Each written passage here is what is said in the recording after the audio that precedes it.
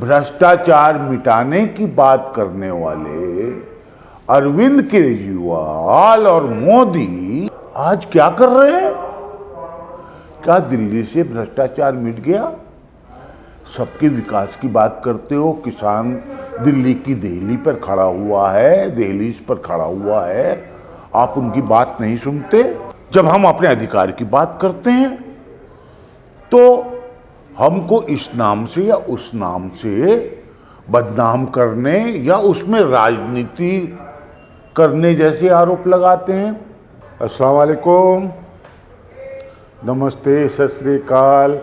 Hind voice पर आपके सामने आज फिर आपसे मुखातिब हूँ।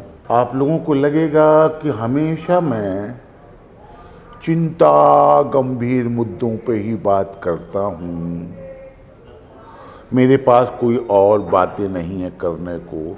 लेकिन सच ये है कि गंभीर बातों को किए बिना हमारे देश का, हमारे समाज का कोई गुजारा नहीं है। हमको सत्ता ने, सरकार ने और ज़्यादातर पार्टियों ने ऐसे मुद्दों पर उलझा के रखा हुआ है जो वास्तव में हमारी समस्या नहीं है। यानी मैं हिंदू, तू मुसलमान, ये सिख, वो ईसाई, ये मेरी समस्या नहीं है ना आपकी समस्या है। ये अपनी अपनी आस्थाएं हैं, उसके ऊपर लोग चल रहे हैं, लेकिन इसे एक समस्या के तौर पे खड़ा कर दिया गया है, सवाल बना दिया गया। क्यों भाई? हमारे लोकतांत्रिक अधिकार हैं कि हम अपनी बात खामोशी से, प्रदर्शन करके या किसी भी तरह से करें, वो करने का हमारा अधिकार है। और जब हम अपने अधिकार की बात करते हैं तो हमको इस नाम से या उस नाम से बदनाम करने या उसमें राजनीति करने जैसे आरोप लगाते हैं। ये आरोप लगाने वाले खुद राजनीति कर रहे हैं। आप देखिए एक बात कि सबका विकास, सबका साथ, भ्रष्टाचार मिटाने की बात करने वाले अरविंद केजरीवाल और मोदी आज क्या कर रहे हैं?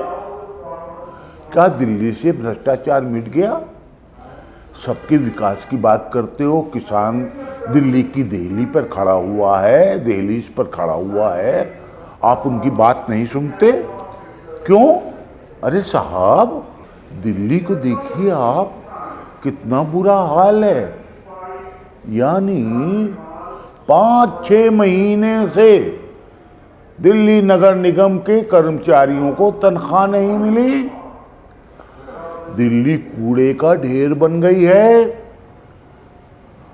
ना दिल्ली सरकार को इसकी चिंता है, ना दिल्ली के लेफ्टिनेंट गवर्नर को इसकी चिंता है, ना प्रधानमंत्री मोदी को इसकी चिंता है, ना अमित शाह को इसकी चिंता है। ये चिंता इन्हें करनी चाहिए, लेकिन ये चिंता नहीं कर रहे। क्यों नहीं कर रहे? ये सवाल उठना वाजिब है। हालत इतनी खराब हो गई है कि कोई अच्छी बात करता है, कोई हक की बात करता है, कोई न्याय की बात करता है, वो अकेला पड़ जाता है। उसके खिलाफ निहित हितों का झुंड खिलाफ खड़ा हो जाता है। अच्छे आदमी को अच्छा बना रहना दिक्कत हो गई है। अच्छे आदमी को अच्छी तरह से रहना, अपनी बात कहना मुश्किल हो गया है। आप इस बात को समझें कि लोगों का साथ दें। आप देखिए, आपके मतलब जो सफाई कर्मी है, पहले तो हम कहते हैं कि वो काम नहीं करता, दूसरा फिर वो हड़ताल पे है, दिख गया कि काम करता है या नहीं करता? आपकी उसके प्रति कोई सिंपैथी नहीं है, आपकी उन नर्सों के प्रति कोई सिंपैथी नहीं है जो आपकी दिन रात सेवा करते रहे, कोरोना काल में, कोरोना काल के बाद भी करते रहेंगे और पहले भी करते रहे हैं। उन्हें वेतन नहीं मिला, वो हड़ताल पे, डॉक्टर को वेतन नहीं मिला, वो हड़ताल पे। जिस तरह से सरकार की जिम्मेदारी है, उस तरह से समाज की भी जिम्मेदारी है कि जिसके साथ अन्याय हो रहा है उसके साथ वो खड़े हों, और सरकार की जिम्मेदारी है कि वो जिनका जो हक बनता है उसको वो पूरा करे। अगर सरकार वो हक पूरा नहीं करती, उनकी मांगों को स्वीकार नहीं करती, तो उसके खिलाफ आंदोलन होना, उस सरकार को हटाने की कोशिश करना, ये समाज की, देश की नैतिक जिम्मेदारी है। किसान आंदोलन इसका बहुत बड़ा उदाहरण है। भगत सिंह नेताजी के वंशज गांधीवादी तरीके से अपनी लड़ाई लड़ रहे हैं, देश को बचाने का काम कर रहे हैं।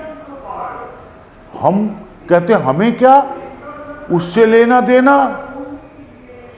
हमको सोचना चाहिए, हम जो कुछ भी खाते पीते हैं बदौलत किसान हैं, दिल्ली की साफ सफाई है बदौलत सफाई कर्मचारी है, हमारे स्वास्थ्य की रक्षा है, हमारा इलाज है बदौलत डॉक्टर है, बदौलत नर्सें हैं, हमारे शहर की सुरक्षा बदौलत पुलिस है, हमारे देश की रक्षा बदौलत सैनिक हैं, और ये सब के सब इस देश के नागरिक हैं। इनका सम्मान होना चाहिए, इनके अधिकारों की रक्षा होना चाहिए, और इनको एक दूसरे के खिलाफ लड़ाई लड़ने वालों के खिलाफ खड़ा ना करें, इनको इनका अधिकार दें।